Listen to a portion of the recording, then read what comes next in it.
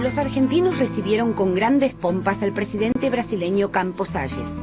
En esa oportunidad se filmaron estas históricas imágenes del primer noticiero argentino.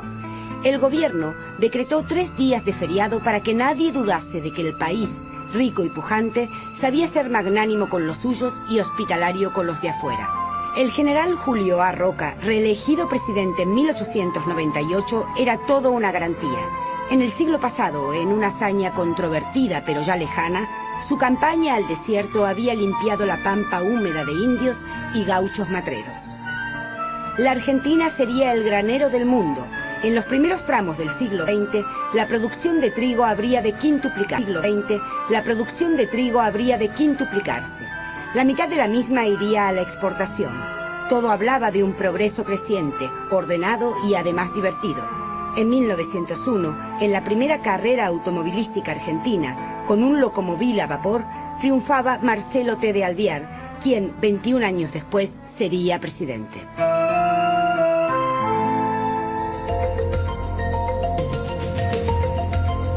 Buenos Aires dejó de ser la gran aldea. En 1903 aparecieron los primeros taxis.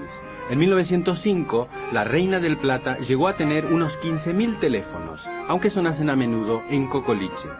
La Pampa requería los brazos que a Europa le sobraban y el hotel de inmigrantes recibía a quienes venían a hacer la América. Muchos se quedaban en la ciudad, en el conventillo. Hacia 1905, en Buenos Aires, de casi 1 millón de habitantes, unos 427.000 eran extranjeros. De esta gringada, unos 228.000 eran italianos y 110.000 españoles. La inmigración cambió la sensibilidad y las ideas del país. El radicalismo, liderado por Leandro N. Alem desde el siglo pasado, acogió en sus filas el impulso renovador. Lo mismo el Partido Socialista, fundado por Juan B. Justo en 1896. En 1904, Alfredo Palacios se convirtió en el primer diputado socialista del país y de toda América. Salió electo por La Boca, barrio al que, según Florencio Sánchez, le habían salido los dientes. Buenos Aires, vestida de asfalto, apostaría por la vorágine del humo y las bocinas de los autos. En 1900 comenzó el despegue de un mito futbolero argentino, el equipo Alumni, fundado por Alejandro Watson. La imbatible formación jalonaría la primera década del siglo con nada menos que 10 campeonatos ganados. Algunos de sus jugadores, como los 5 hermanos Brown, se convirtieron en verdaderos ídolos populares. La euforia se desató cuando, por primera vez, un equipo argentino derrotó a otro extranjero.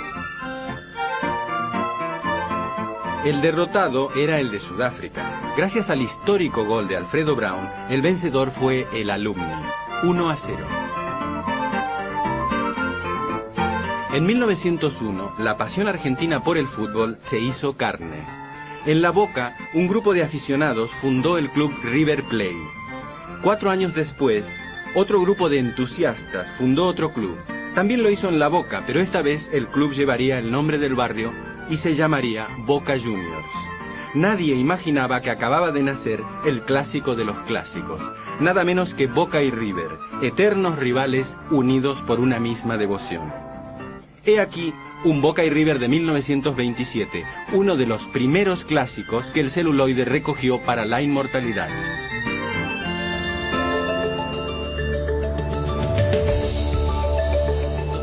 Junto a la Casa Rosada se levantó la Fuente de las Nereidas, de Lola Mora. Considerada impúdica, años después, la fuente sería trasladada a la Costanera Sur. En 1904, el carnaval se viste de gala e instala su corso central en Avenida de Mayo. Entretanto, en 1903, el choclo de Villoldo triunfaba en el americano de la Cortada Carabelas. El tango había conquistado el centro de Buenos Aires. En 1900 se impulsó la construcción del Teatro Colón, que abrió sus puertas en 1908 para convertir a Buenos Aires en una de las mecas de la ópera mundial.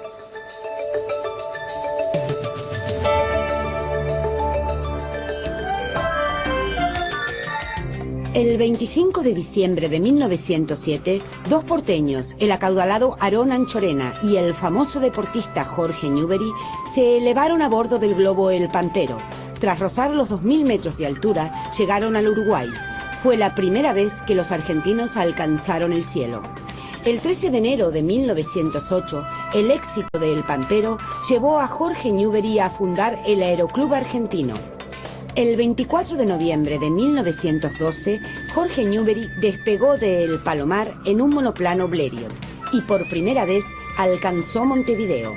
Esa misma tarde retornó a suelo argentino, donde fue aclamado como un héroe. Newbery volvió a conmover al país en 1914 al batir sobre los cielos de Buenos Aires el récord mundial de altura, elevándose hasta 6.150 metros. Mezcla de dandy, caballero y deportista, Newbery se convirtió en un mito. La Argentina ya miraba sin complejos a la Cruz del Sur.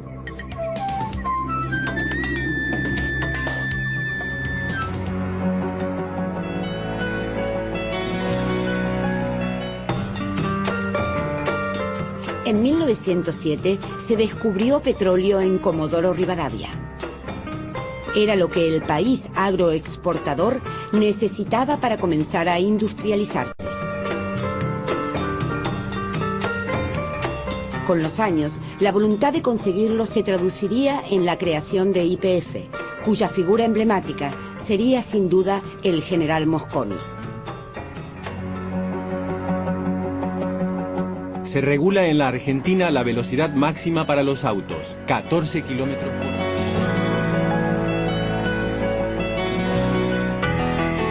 El coronel Ramón L. Falcón, jefe de policía, avanzaba por la avenida Quintana.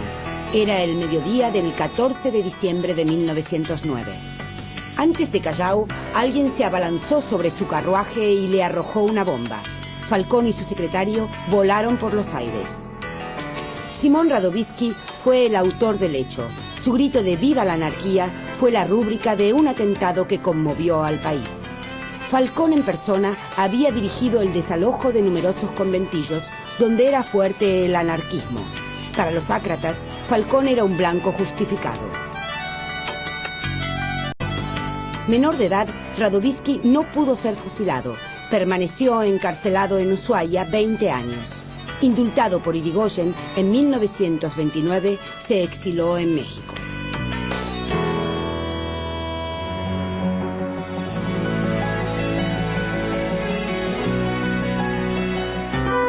Los granaderos a caballo recordaron viejas hazañas. Era el 25 de mayo de 1910 y la patria cumplía 100 años. El presidente Figueroa Alcorta paseó en su carruaje a Isabel de Borbón. La infanta traía los saludos de su sobrino, el rey de España.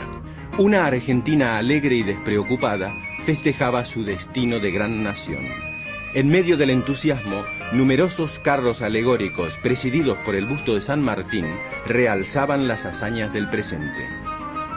Había que festejar. Primera productora mundial de maíz y lino, exportadora de lana, carne y trigo, la Argentina figuraba entre las 10 grandes potencias del planeta. Aunque la huelga general de 1910 recordó que un sector del país aún quería saber de qué se trata. La flota se unió a los festejos. A bordo, el presidente Figueroa Alcorta recibió a los visitantes extranjeros. La infanta Isabel se convirtió en la estrella de los grandes festejos, rodeada de otras 50 personalidades del mundo, como el presidente chileno Montt y el estadista francés Clemenceau.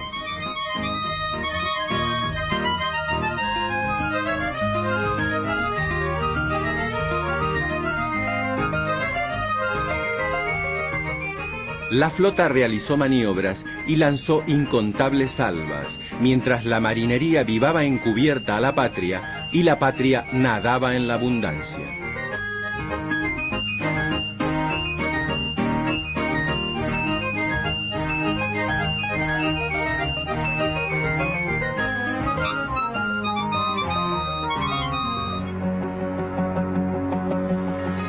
Se crea en la Argentina Obras Sanitarias de la Nación. Buenos Aires ya cuenta con un servicio de agua potable.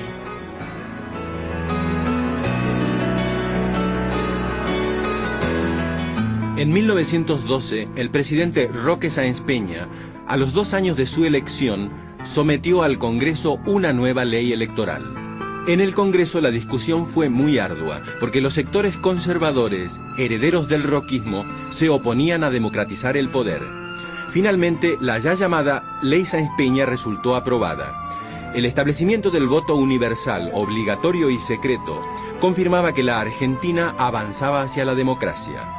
Pese a las imperfecciones, como que se votase en plena calle, la reforma electoral ampliaba la ciudadanía, garantizaba su expresión y aseguraba el respeto de las minorías y el control de la gestión gubernamental.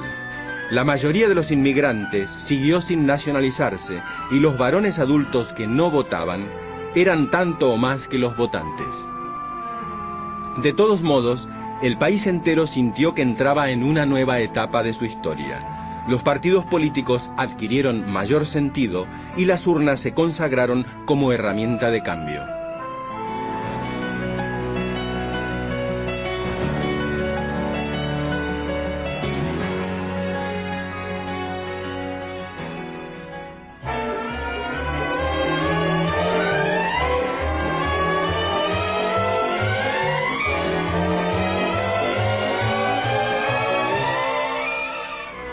El 22 de mayo de 1909 se estrenó la Revolución de Mayo, primera película argumental argentina. French y Beruti volvían a repartir escarapelas y el cabildo a deliberar, esta vez en la pantalla del biógrafo. La película en 15 cuadros relataba la semana de mayo de 1800. Gallo y Max Glucksmann, 2 inmigrantes, fueron los creadores. El diseño modernista del cartelón final confirmaba que la Belle Époque reinaba en el país. Amalia fue el primer largometraje argumental argentino. Fue producida por Max Glucksmann y dirigida por Enrique García Belloso. Estrenada en 1914, los actores fueron aficionados provenientes de la alta sociedad porteña, como Susana Larreta y Quintana en el papel de la heroína, o Jorge Quintana Argüello en el de Daniel Bello. La filmación de la película, basada en la célebre novela de José Mármol, se realizó en interiores y también en plena calle.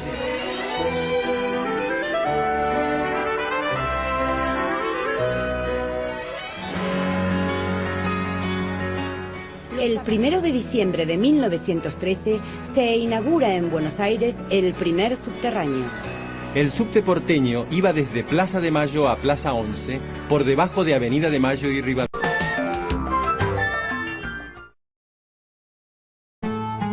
En 1916, Hipólito Yrigoyen ganó las elecciones y asumió la presidencia de la República. Gracias a la ley Sáenz Peña, que instauró el voto universal, obligatorio y secreto, el radicalismo pudo acceder al gobierno. Precisamente Yrigoyen había rechazado los cargos oficiales que le ofreciera el presidente Sáenz Peña durante su gobierno. Yrigoyen no quería cargos, sino la democratización del derecho al voto. De este modo, el país entró en una etapa democrática, donde las mayorías pudieron expresarse a través de las urnas.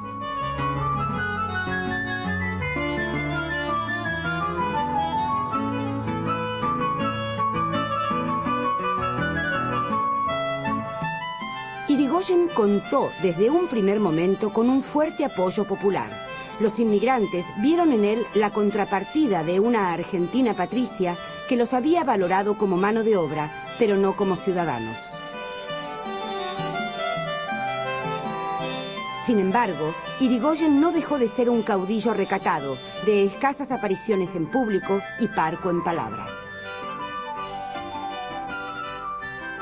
El primer gobierno radical estuvo signado por una coyuntura particular, la Primera Guerra Mundial. La Argentina se beneficiaba del comercio con los países europeos involucrados en la guerra. Les vendía carne y trigo y hasta les concedía créditos para financiar sus compras. El país ocupaba entonces el 6º puesto en el ranking mundial. En aras de mantener esta situación, Yrigoyen reafirmó una política exterior de neutralidad benévola, pese a las presiones provenientes de su propio partido y de Estados Unidos, interesado en que la Argentina declarase la guerra a Alemania y sus aliados.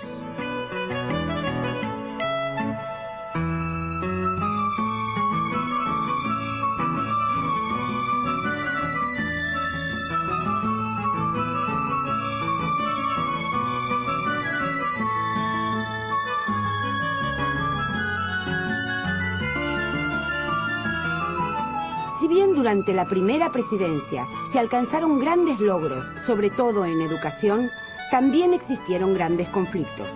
Cuando en 1918 terminó la Primera Guerra Mundial y las exportaciones se redujeron, la situación económica se puso más difícil. El gobierno debió hacer frente a reclamos sociales, a los cuales no atinó a dar respuesta.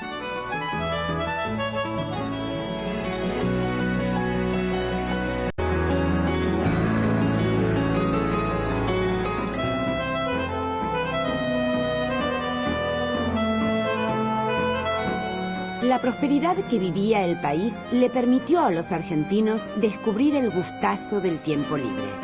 El Tigre y Mar del Plata se consolidaron como dos grandes mecas del placer y del ocio.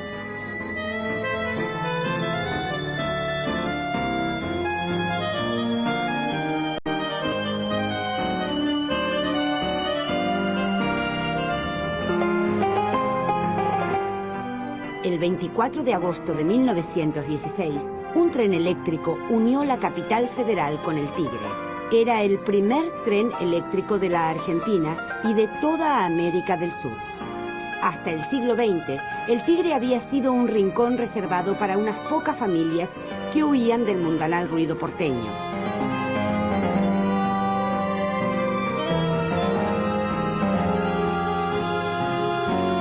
De ellas eran las casonas levantadas a orillas del río Luján. A la magia del Tigre Hotel se agregaron las líneas neorrenacentistas del Tigre Club, donde comenzó a girar la primera ruleta del país. Muy pronto, gracias al tren, el Tigre se convirtió en el desahogo de un público más amplio, ávido de esparcimiento. Se levantaron los principales clubes náuticos, donde se volvieron habituales las regatas.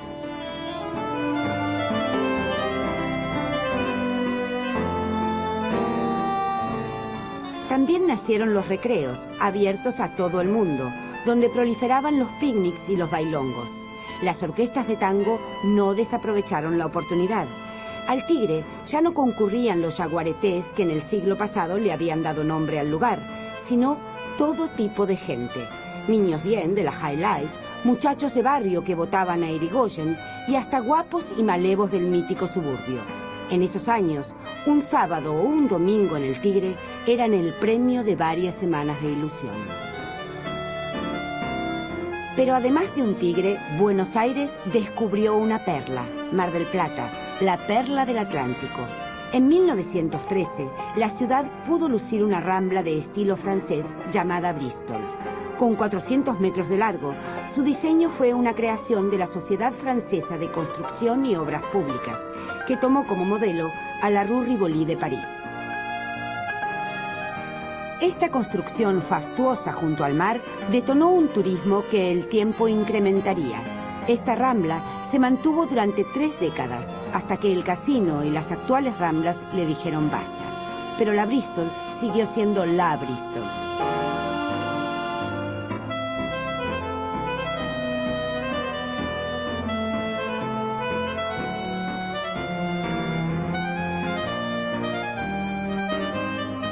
Al encanto de las playas se sumaron los encantos que dejaban ver las mallas cada vez más atrevidas. Y Mar del Plata se convirtió en la familiar Mardel, ciudad pionera de la industria nacional sin chimeneas, el turismo.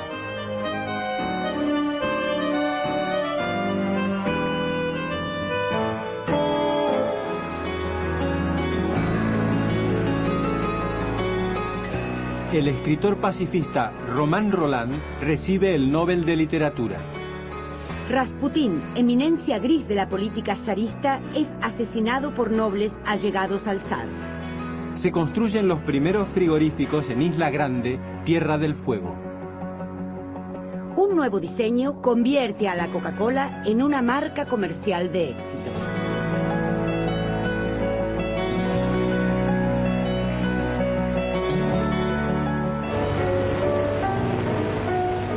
Cada día canta mejor. Y eso que es mudo. Todo en la ruta de mi destino, sin el amparo de tu mirar. Soy como un ave que en el camino, rompió las cuerdas de su carta. Al principio era un muchacho gordito, pero su sonrisa ya anunciaba que sería el galán de los galanes.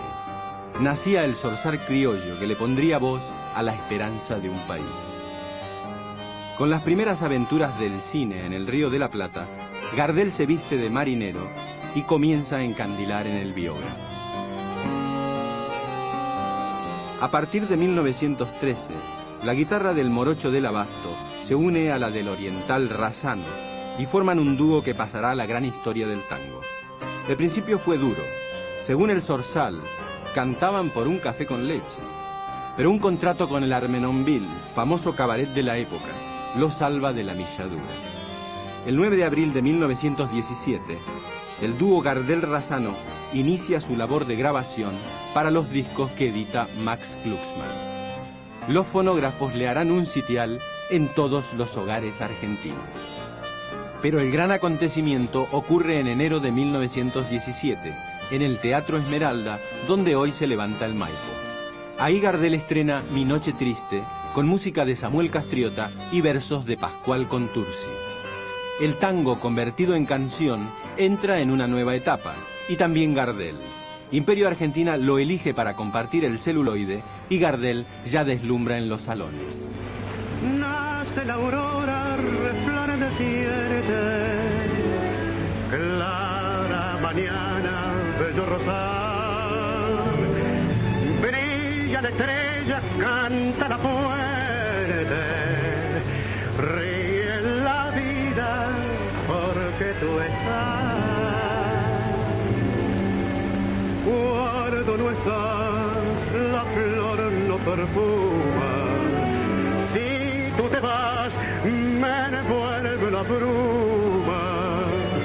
El zorzal, la fuente y las estrellas vienen para mí su seducción. Cuando no estás, muere mi esperanza. Si tú te vas, se va mi ilusión. Mi lamento que corrió al viento.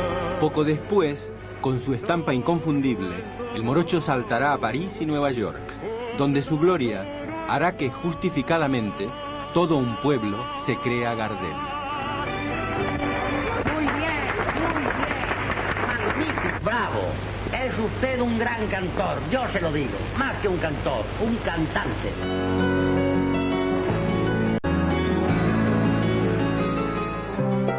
En 1918, en Córdoba, los estudiantes universitarios iniciaron una serie de huelgas y movilizaciones que se extendió a otras ciudades e incluso hizo vibrar a toda América Latina.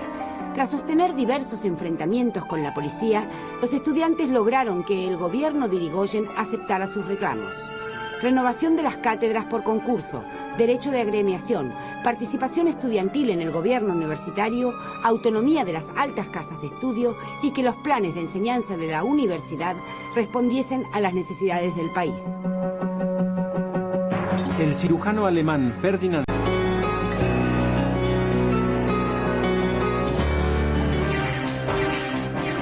A finales de 1918, una huelga paralizó los talleres porteños de la metalúrgica Bacena.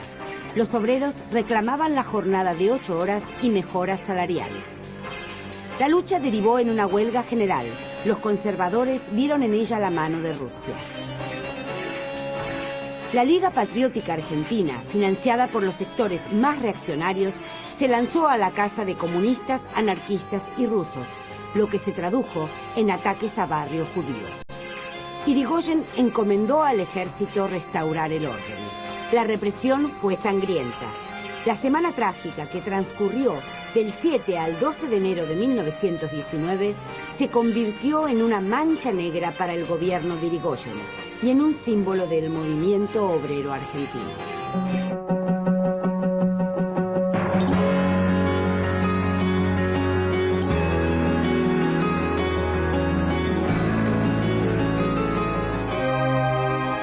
27 de agosto de 1920 comenzó en la Argentina la era de la radio. Trepados a la azotea del Teatro Coliseo, 4 aficionados lograron transmitir la ópera Parsifal de Wagner. 50 años después, aunque ya peinaban canas, todo el país reconocería en ellos a los 4 locos de la azotea, los pioneros de la radiofonía argentina, los médicos Enrique Susini, César Guerrico y Luis Romero. Miguel Mujica ya había fallecido. En 1921, los locos de la azotea fueron los primeros del mundo en hacer transmisiones regulares. Con la característica LOR, propalaron las funciones del Coliseo. Los argentinos pararon la oreja y empezaron a pegarse a la radio, que sería para siempre la caja de resonancia del país. Estar en sintonía se convirtió en una manera de ser. El radioteatro, la música, el humor, las noticias, el gol de los domingos. Las grandes voces comenzaron a sonar en familia. La Virgen se entusiasma. Está mi flau, y como su marido es más cordial. Ahí te la flau, está mi flau, del corazón más fuerte que contigo. En los años marcados los 50, y al tarde señor, hasta la puerta. No soy de los que gritan, con sus penas, creyendo en el amor, la alegría, la amistad, la bondad de Dios.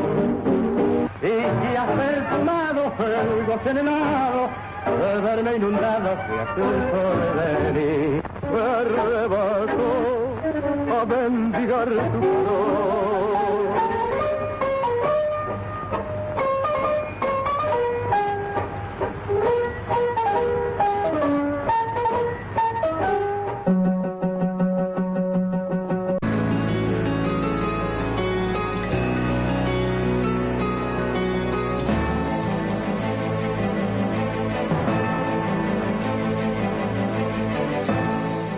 El 1 de marzo de 1914, Jorge Newbery ganó los cielos para siempre. Mientras intentaba unir la Argentina y Chile, se estrelló contra los Andes mendocinos. Su funeral dio lugar a una de las más imponentes demostraciones de dolor popular. Asistieron más de 50.000 personas. Sus hazañas nunca fueron olvidadas. Hasta el fútbol le rindió homenaje. En recuerdo del Pampero, Huracán se convirtió en el Club del Globito. En 1916, en la cuña boscosa de Santa Fe, la empresa británica La Forestal llegó a tener más de 1 millón de hectáreas. El inmenso latifundio se extendió al Chaco. Los trabajadores cobraban con bonos que canjeaban por comida en negocios de la misma empresa, y los guardias privados no perdonaban ninguna protesta. Años después, La Forestal debió retirarse del país. Así lo exigían los nuevos tiempos.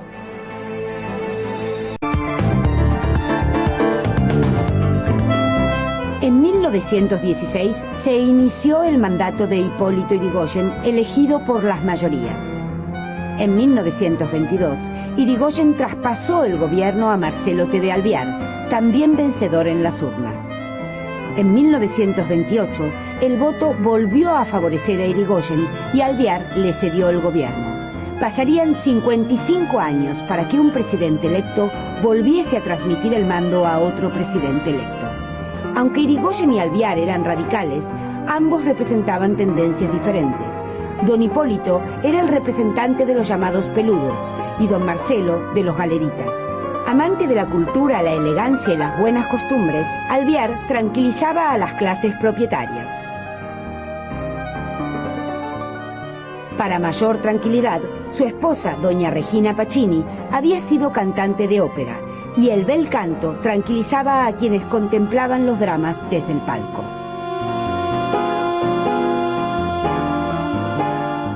Alvear limitó la creación de nuevos empleos públicos, supo cuidar las relaciones con los políticos y no dispuso intervenciones federales por decreto.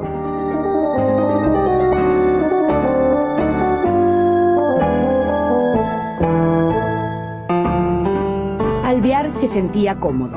La inflación era cero, el salario industrial básico se había más que duplicado y las relaciones entre el peso y el dólar eran apacibles.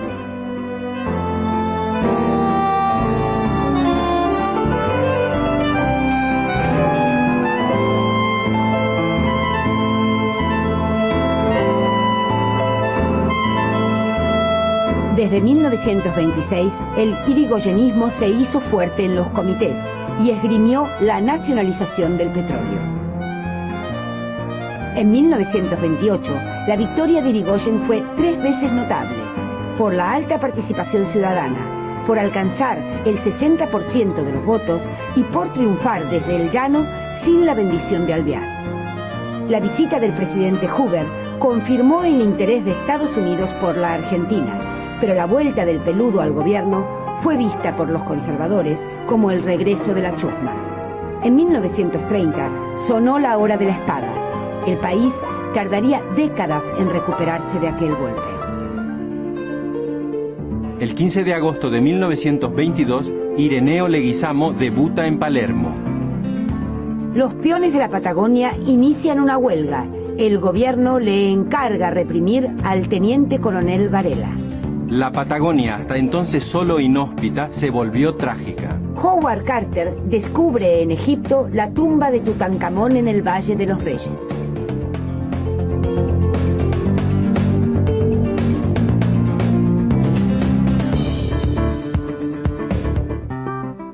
El 14 de septiembre de 1923, el argentino Ángel Firpo, campeón sudamericano de los pesos pesados, subió al ring y con él toda la Argentina a disputarle el título mundial al norteamericano Jack Dempsey.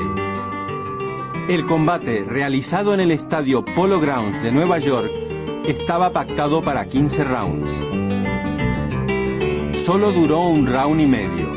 Para los argentinos aún sigue siendo un golpe bajo. Pero volvamos a aquella noche. La pelea entera fueron estos pocos minutos que ahora estamos viendo en su totalidad.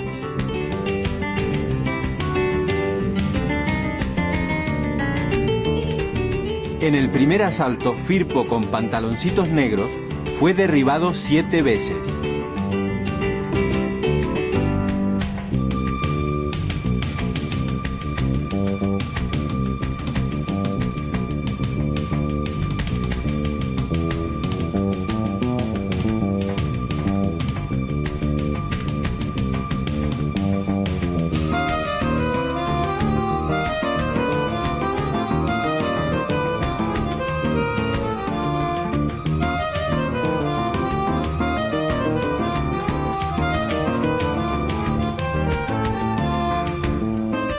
Firpo cae, pero no tira la toalla y se vuelve a levantar.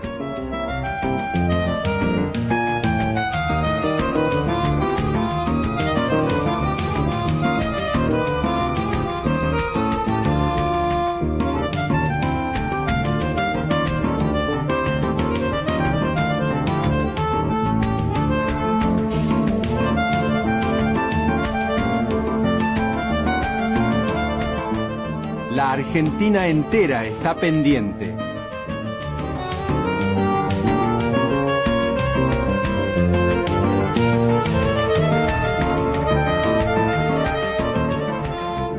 Pero de pronto, Firpo proyectó a Dempsey fuera del ring.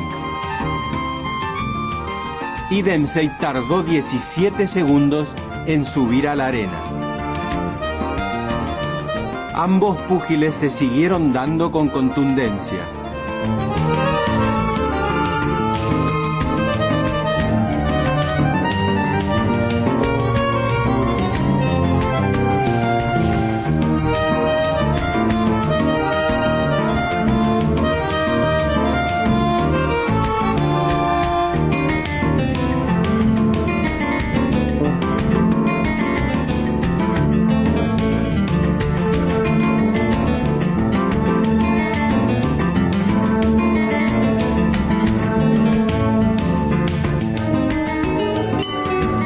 Segundo round. Firpo asesta un swing de derecha. Dempsey lo para con el hombro. Devuelve un hook de izquierda al mentón. 2 golpes de derecha a izquierda al cuerpo. Firpo sangra por la boca. Dempsey busca a Firpo, lo acorrala contra las cuerdas. Lo derriba. Increíble, Firpo se levanta. Dempsey lo lleva al centro. Hook de zurda corto, uppercut de derecha. 57 segundos, Firpo cae. Knockout. El árbitro, el norteamericano John Gallagher, le da la victoria a Dempsey. Muchos argentinos aún se preguntan cómo y por qué. ¿No se le traspapeló al referee el tiempo que Dempsey visitó la platea? ¿No fue antirreglamentario que Dempsey volviese a la arena ayudado por sus segundos? Campeón del mundo en bravura, según el propio Dempsey, el toro salvaje de las Pampas sigue de pie en la memoria de los argentinos. 34 mujeres se presentan como candidatas al Parlamento británico. El Partido Laborista triunfa por primera vez en las elecciones británicas. Con las autocaravanas, los norteamericanos descubren el placer de las vacaciones al aire libre.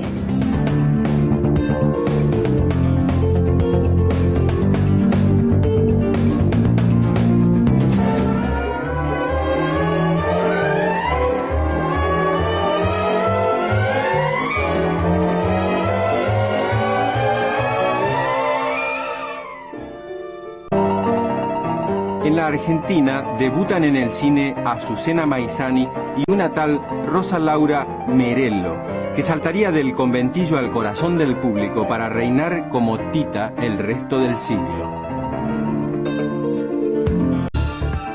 No era cosa de hombres preocuparse por la pinta, aunque el Lenghi y el Fungi algo decían. En 1924 el farmacéutico argentino Brancato lo cambió todo. Mezcló goma tragacanto, perfume y colorante rojo e inventó la gomina. Los hábitos masculinos cambiaron. Hombres indiscutibles como Carlos Gardel y Rodolfo Valentino difundieron la gomina en todo el mundo.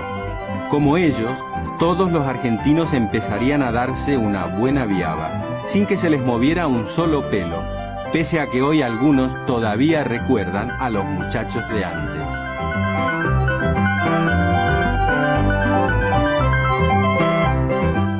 Para agravar la crisis de valores, la Gillette lanzó en la Argentina la maquinita de afeitar con hojitas recambiables. Llegaron a hacerse concursos de afeitadas. Los campeones se rasuraban en menos de 30 segundos. Más de un guapo puso las barbas en remojo.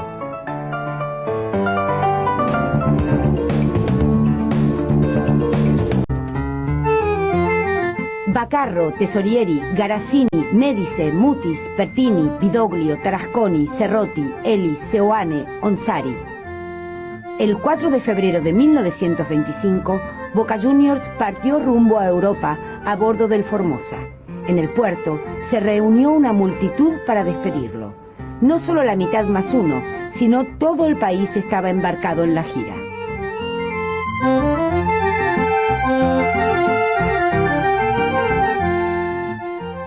Boca jugó 19 partidos, ganó 15, perdió 3 y empató 1. Convirtió 40 goles y le señalaron 16. Américo Tesorieri y el capitán Alfredo Eli fueron los entrenadores de sus propios compañeros. La gira duró 5 meses. Los jugadores percibieron un viático de 10 pesos diarios, menos de $25. Volvieron de las Europas millonarios de gloria y Boca Juniors. Carlos Gardel ancla en París y deslumbra a la ciudad luz. El tango adquiere carta de ciudadanía mundial y su culto se convierte en una moda de los años locos. En los grandes salones, el tango marca la frontera entre la elegancia y la osadía. Al fin y al cabo, esa voz entradora que abre todas las puertas es la de un morocho del abasto. Para tu pelo una cinta que llevo escondida de lindo color, para tus labios mi antojo y para tus ojos un claro cristal. Gardel deja París y cruza el Atlántico. Al otro lado del charco, al morocho, lo esperan las rubias de New York. Las Mary y las Peggy de Hollywood le sonríen. La Argentina siente que los rascacielos se inclinan ante su ídolo. El zorzal seduce al águila. Look, New York. New York. Many Peggy, Betty, Julie, rubias de New York, cabecitas adoradas que vienen de amor, dan envidia a las estrellas, yo no sé vivir sin ellas. Many Peggy, Betty, Julie, de la diosa de flor.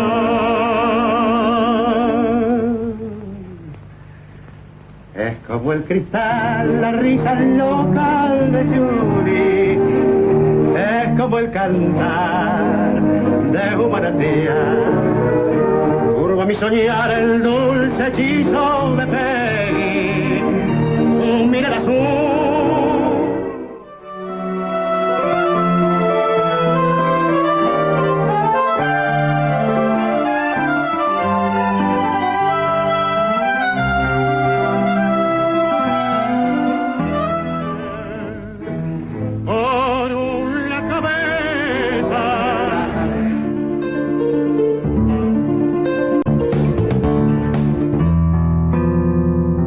Andalucía fue fuente de inspiración para los escritores de la generación del 27. Les unía la pasión por las formas poéticas populares y al mismo tiempo por la estética más vanguardista. Federico García Lorca fue uno de los grandes voces de esta generación. Su romancero gitano resonó en toda España y América Latina. Los temas gitanos, tratados con una gran sensibilidad, dieron fuerza a sus imágenes poéticas. Otro gran poeta de la generación fue Rafael Alberti, también andaluz. En 1925 obtuvo el Premio Nacional de Literatura. Su libro, El poeta en la calle, asombró por su delicadeza expresiva y su preocupación social. El libro anunciaba al poeta que durante la Guerra Civil recorrería el frente recitando para los soldados de la República. Rafael Alberti también incursionó en el cine, actuando en una película filmada por el cineasta Jiménez Caballero. Otros integrantes de la generación del 27 fueron Gerardo Diego, Dámaso Alonso, Vicente Alexandre, que ganaría el Nobel en 1977, Jorge Guillén y los novelistas Max Au y Rosa Chacel. Entre tanto, Erich María Remarque escribió Sin novedad en el frente. La novela fue un éxito mundial. Su descripción descarnada de la guerra convirtió al libro en bandera del pacifismo. La literatura de habla inglesa vivió un momento de esplendor. En 1922, James Joyce publicó El Ulises. Su plasmación literaria del flujo de la conciencia revolucionó la técnica narrativa. En los años 20 también se destacaron obras como El Gran Gatsby de Francis Scott Fitzgerald y Manhattan Transfer de John Dos Passos. También ganaron altura escritores como William Faulkner y Ernest Hemingway.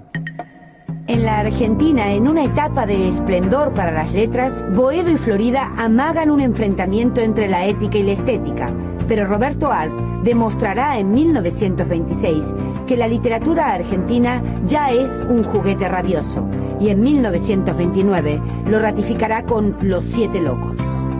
El joven Jorge Luis Borges publica en 1923 Fervor de Buenos Aires, su primer libro. Conrado Nale Roxlo también se estrena en 1923 con El Grillo, su primer libro de poemas. En 1924, Benito Lynch saca a luz El inglés de los huesos. En 1926, Ricardo Guiraldes se despide de Don Segundo Sombra, como quien se desangra. Con Los Desterrados, Horacio Quiroga se revela en 1925 como uno de los grandes narradores de América. Alberto Bacareza se encargará de levantar el telón y recordarle al país que tu cuna fue un conventillo.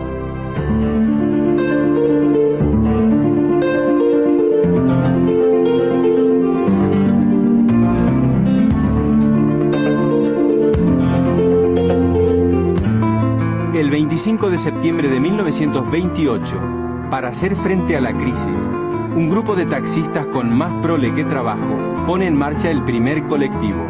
línea 1. Con 7 pasajeros recorre la Carra Rivadavia Primera Junta. El boleto 20 centavos, 10 más que el tranvía.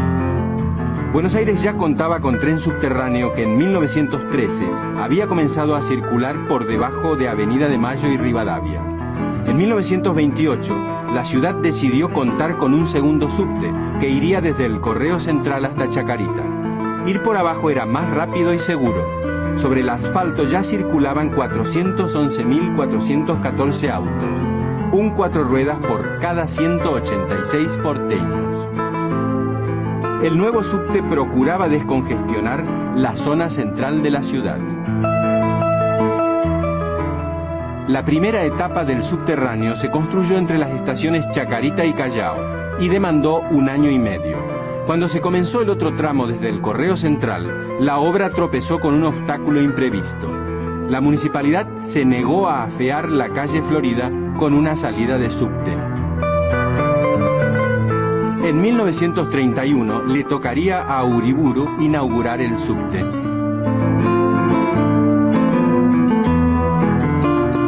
En la estación Agüero, hoy Carlos Gardel, se hizo un desvío que llegaba hasta los subsuelos del mercado de Abasto. En Chacarita se acoplaba un vagón con verduras que en Agüero se desenganchaba para descargarlo en el mercado.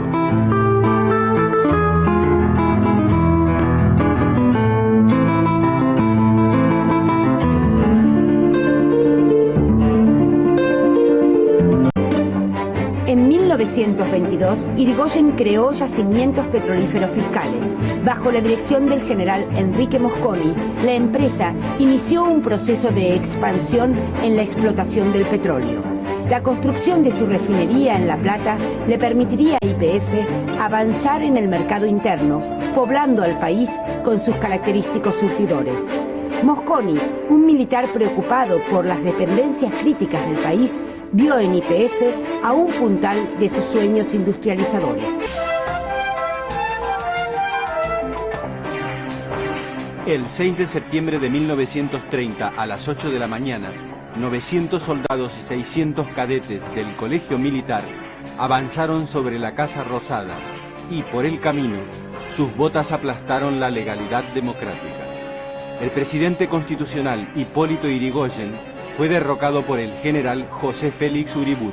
Como resultado del primer golpe militar, sobrevendría medio siglo de inestabilidad institucional. La calle era un volcán y los aviones militares cruzaban el cielo. Se rumoreaba que en La Plata se habían movilizado algunas guarniciones en respaldo del orden constitucional. Yrigoyen viajó a la capital bonaerense, pero se dio cuenta que estaba solo y escribió: ante los sucesos ocurridos, presento en absoluto la renuncia al cargo de presidente de la Nación Argentina. Dios guarde a usted. El 11 de septiembre, Yrigoyen es embarcado a bordo del buque Belgrano y confinado en la isla Martín García. Los conservadores del más viejo estilo volvieron al gobierno. El elitismo autoritario de los nacionalistas comenzó a hacerse oír en la calle. La Argentina estrenaba lo que daría en llamarse década infame.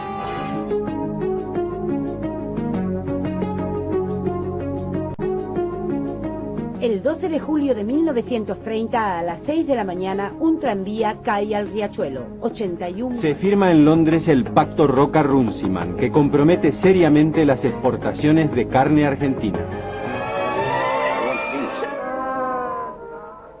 Tita Merelo, Libertad Lamarque, Azucena Maizani y Pepe Arias. Sandrini filmará luego en México y España y su fama se paseará por toda América, pero echará raíces para siempre en el celuloide nacional.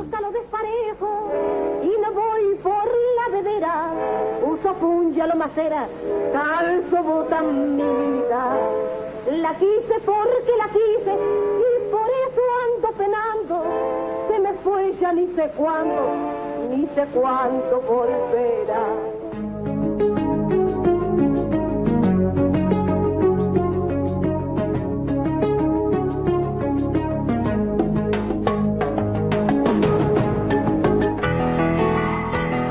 Medio Medio año después del golpe de Uriburu, el 5 de abril de 1931, los radicales ganaron en la provincia de Buenos Aires, pero las elecciones fueron anuladas. Meses más tarde, proscripto el radicalismo, en las presidenciales triunfó el candidato de la llamada Concordancia, el general Agustín P. Justo. Fue la consagración del denominado fraude patriótico. Hasta los muertos votaron. Aunque en 1935 se levantó la proscripción del radicalismo, en 1938 Justo maniobró y logró imponer al antipersonalista Roberto M. Ortiz, quien se comprometió a terminar con los métodos fraudulentos.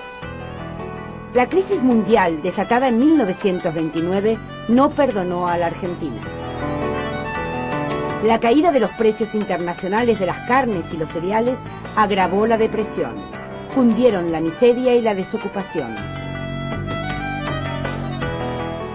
Aún hoy muchos recuerdan esos años como la década infame.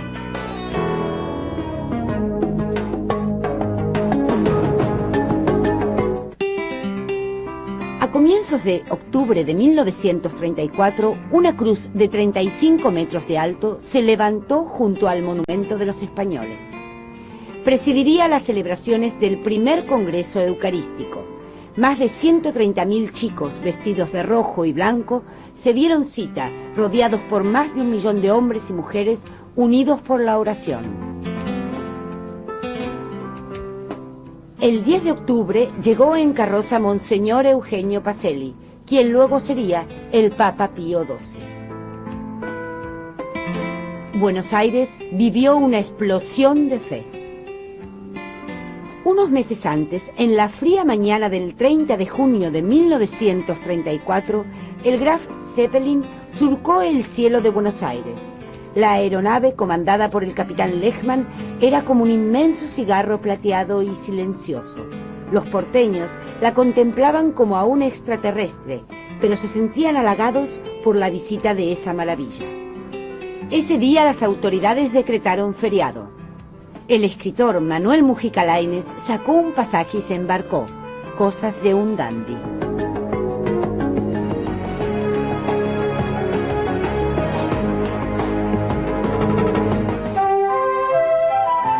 El 24 de junio de 1935, los argentinos sintieron que el corazón se les paraba. En Medellín, Colombia, volando desde Bogotá, el zorzal se había venido abajo.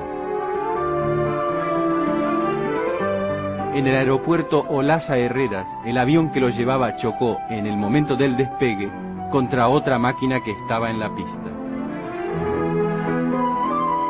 Solo se reconoció que los restos eran los de Carlos Gardel cuando se encontró una rastra, 2 espuelas, un llavero y un puñal de oro que le pertenecían. A los 45 años de edad se iba para siempre el morocho que nunca tuvo canas, que se peinaba con brancato y se lustraba el pelo con aceite de nuez. Más allá del bien y del mal, había simpatizado con Irigoyen y celebrado con un «Viva la Patria» el golpe de Uriburu, pero en el Café de los Angelitos se enardecía con el verbo de Palacios, Repeto y Juan B. Justo. Burrero incontrolable, en las giras jugaba por telegrama. Ganase o perdiese, Gardel era una fija que siempre se daba. Cuando llegó el ataúd, el país tomó conciencia de la tragedia. 500.000 de argentinos acompañó los restos hasta la Chacarita, donde el mudo ahora fuma un cigarrillo que nunca se apaga. Aún se lo ve avanzando por un caminito que el tiempo nunca borrará. Caminito que el tiempo ha borrado, que juntos un día nos viste pasar. He venido por última vez, he venido a cortar tu lugar. Caminito que el sol... En la Argentina aparecen los trajes de baño que, según un aviso, modelan la silueta de la mujer.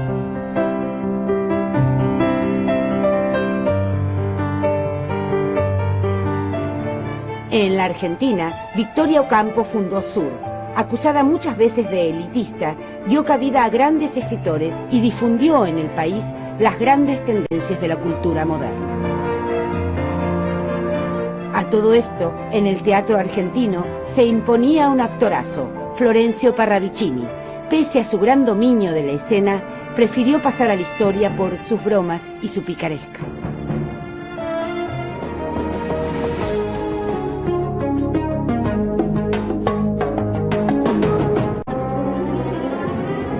En 1939, la guerra se acercó peligrosamente al Río de la Plata. El estuario del río más ancho del mundo fue el escenario de una batalla naval entre el acorazado alemán Admiral Graf Spee y barcos ingleses. Seriamente afectado por el fuego enemigo y sin posibilidad de huir, el Graf Spee buscó refugio en Montevideo, desembarcar a los heridos y muertos y realizar las reparaciones más urgentes.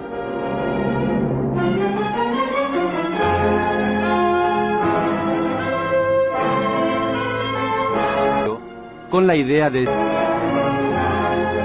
Uruguay, al igual que la Argentina, aún se mantenía neutral ante el conflicto europeo.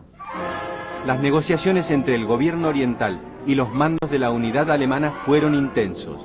La presión británica se impuso. El comandante germano, el capitán de navío Langsdorff, después de poner a salvo en Buenos Aires a la mayor parte de su tripulación de 1000 hombres, zarpó de nuevo y dinamitó su propio barco. El capitán Langsdorff fue inhumado en el cementerio alemán de Buenos Aires.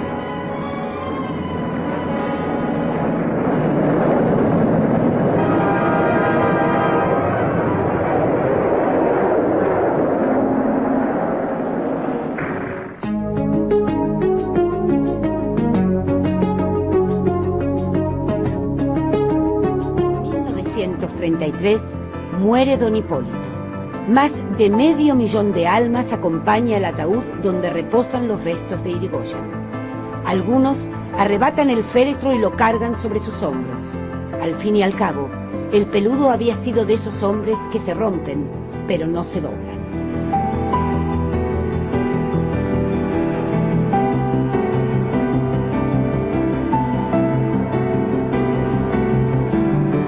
En 1933 se había levantado el Cabanac, entonces el edificio más alto de Buenos Aires.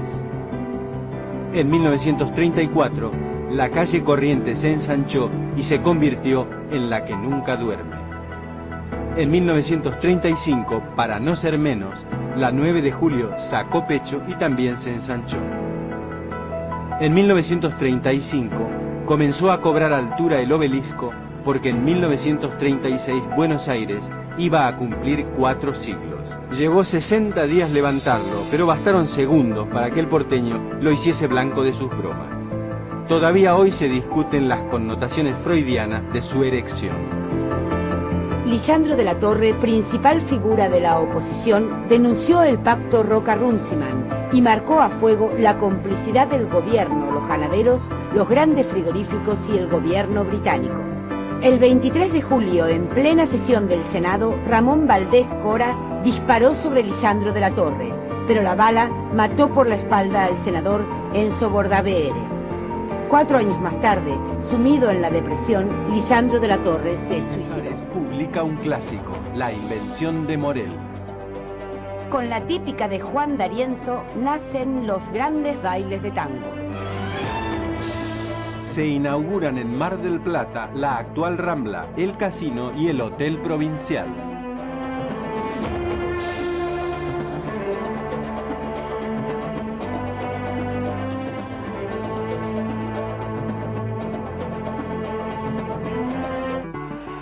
La máquina de River fue todo un suceso en los primeros años de la década del 40, bajo la batuta de su director técnico Renato Cesarini. El quinteto ofensivo formó la mayoría de las veces con Muñoz, Moreno, Pedernera, Labruna y Lustó. Con esta formación, una de las más espectaculares expresiones de finura futbolística, River conquistó los campeonatos de 1941 y 1942. La máquina hizo trepidar la tribuna con los goles de Angelito Labruna, como en este partido contra Racing. Fue una delantera exquisita y eficaz que se constituyó en leyenda. Aún hoy tiemblan los tablones.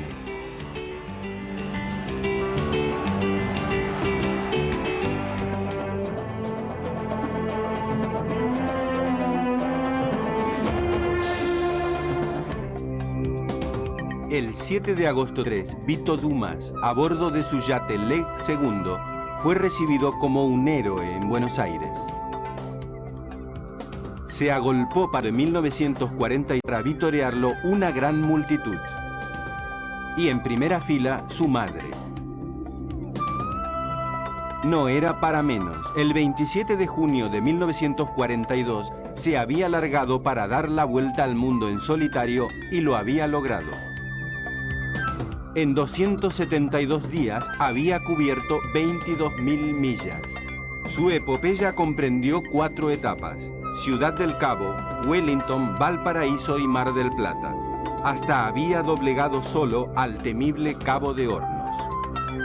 En 1923, Vito Dumas había comenzado a entrenarse en solitario recorriendo el Río de la Plata.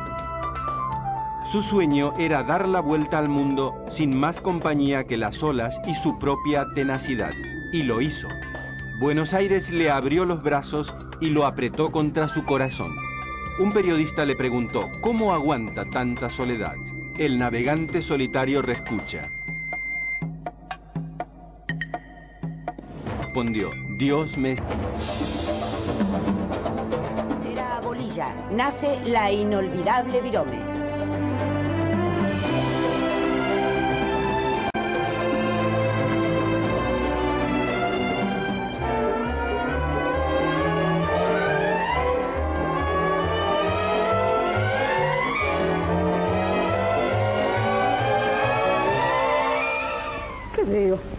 No puede ser.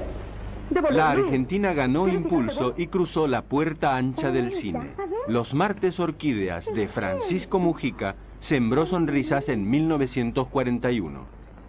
Mirta Legrand y Juan Carlos Torri convirtieron al título en una receta de amor. Los martes Orquídeas se volvió un sinónimo de romance y final feliz.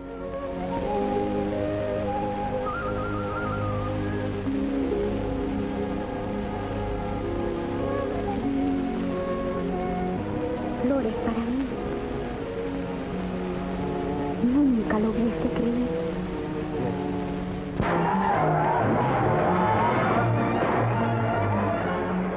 En 1942, Lucas de Mare dirigió La Guerra Gaucha, un clásico del celuloide nacional. Enrique Muñoz y Sebastián Chiola. La patria, como si la patria le fuera a dar algo. Los tres animaron un guión escrito por Homero Mansi y Ulises Petit de Murat a partir de la Guerra Gaucha de Lugones. Fue todo un éxito. En la Argentina superó en público a Lo que el viento se llevó.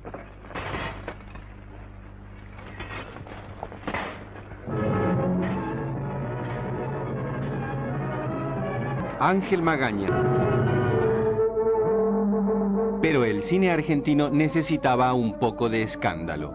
En 1946, acompañada por Guillermo Battaglia, Olga Zubarry encarnó El ángel desnudo, dirigida por Carlos Hugo Christensen. Solo mostraba los hombros y de espaldas, pero ¿qué importa? Igual pasó a la historia como el primer desnudo del cine argentino.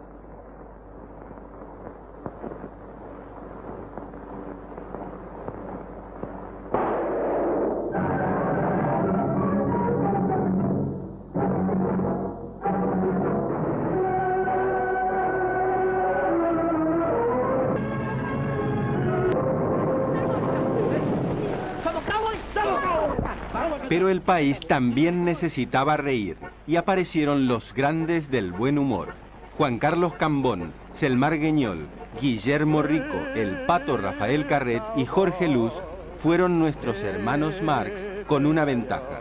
No eran 3, sino 5.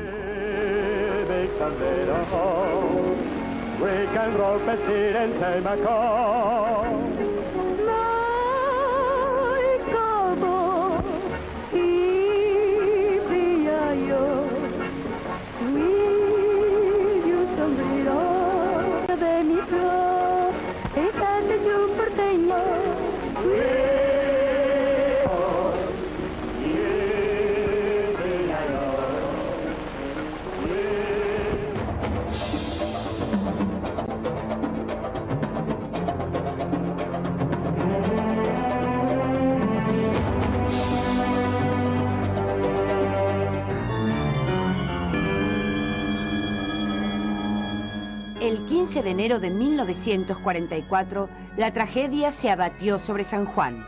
A las 20 horas 50 minutos, un terremoto de 7,8 grados en la escala Richter cegó la vida de 10.000 sanjuaninos y redujo a ruinas más de 13.000 viviendas.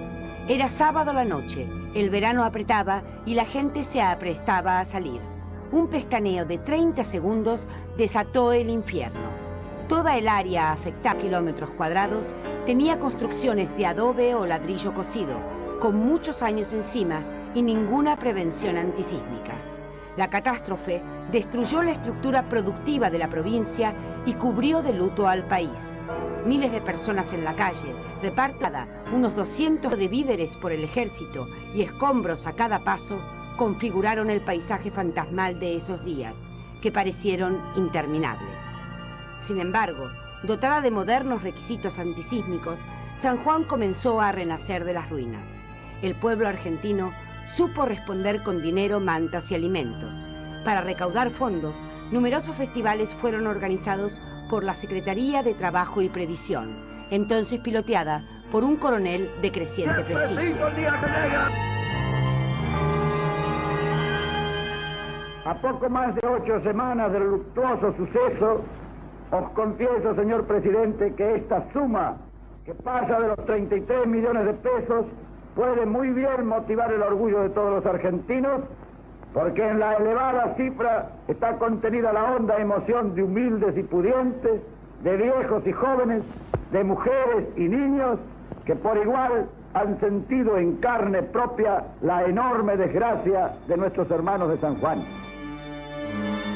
En uno de esos festivales, el coronel, que se llamaba Juan Domingo Perón, conoció a una joven actriz llamada Eva Duarte.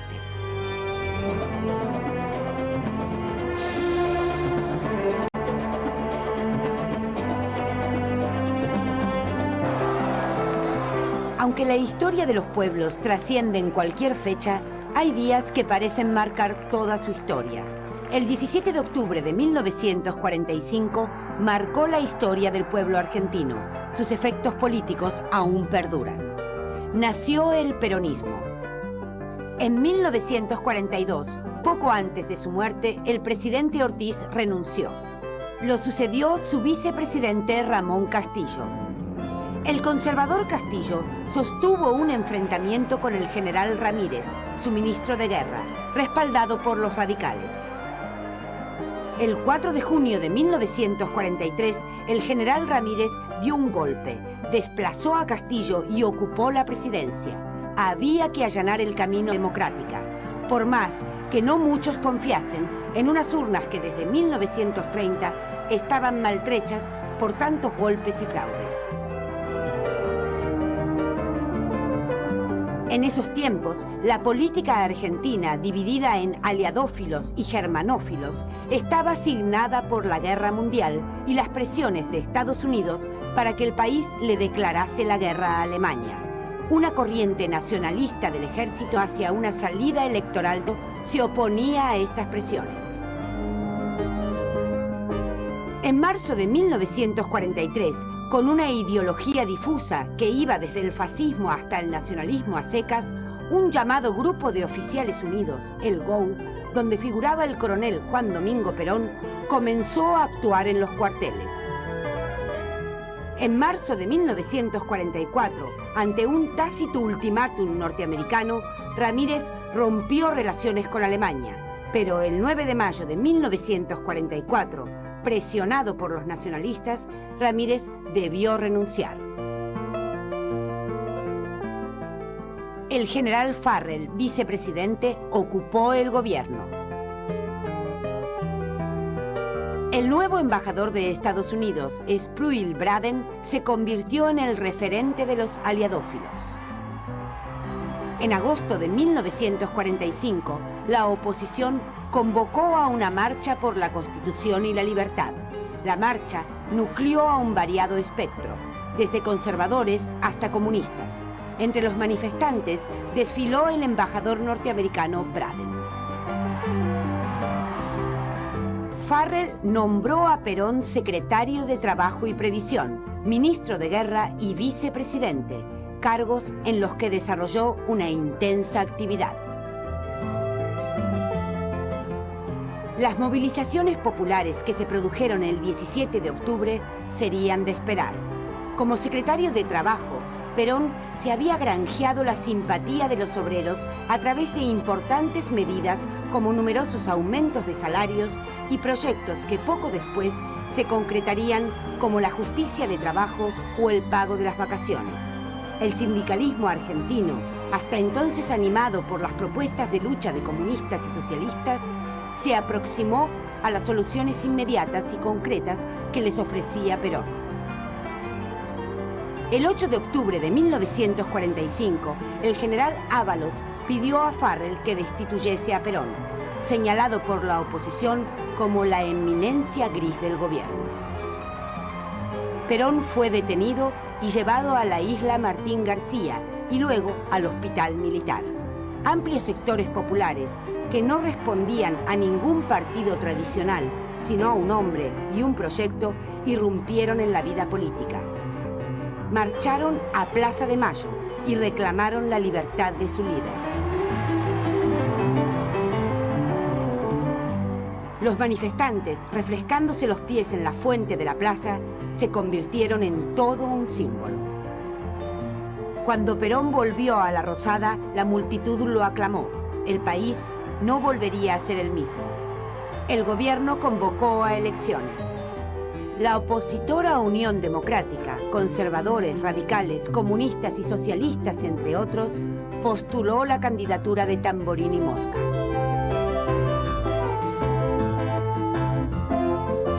El frente que apoyaba a Perón, laboristas, exradicales y centros cívicos independientes, lanzó una consigna tajante: Braden o Perón.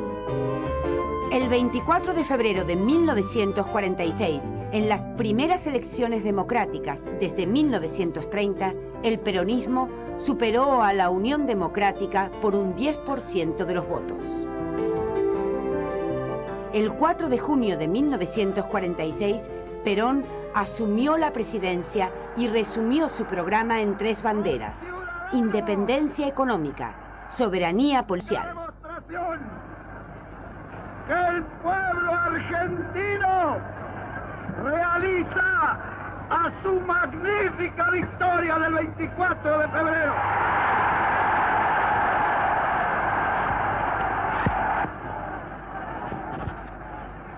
Que no haya política y justicia social.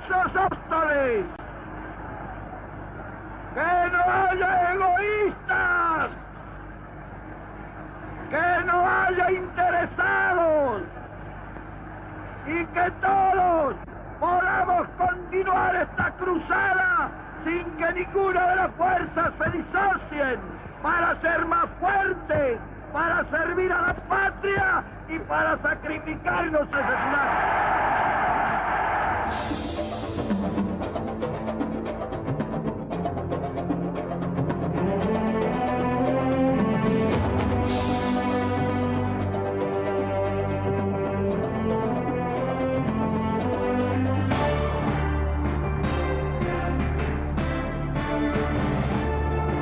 En 1943, Enrique Santos Discépolo, que acá aparece en la película El hincha, escribió Uno, toda una cátedra de filosofía. Ya había compuesto Cambalache. Para algunos, su letra es la definición más clara de los años 30. Para muchos, la radiografía exacta de todo el siglo XX. El 15 de julio de 1943, la Argentina batió un récord.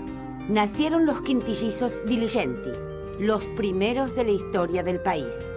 Al hogar del matrimonio, formado por Franco Diligenti y Ana María Balota, la cigüeña trajo 3 mujeres y 2 varones. Gracias al nacimiento de Alberto, Esther, Fernanda, Cristina y Franco, la Argentina pudo mirar de igual a igual a Estados Unidos, cuya condición de potencia había sido confirmada por las quintillizas Dione.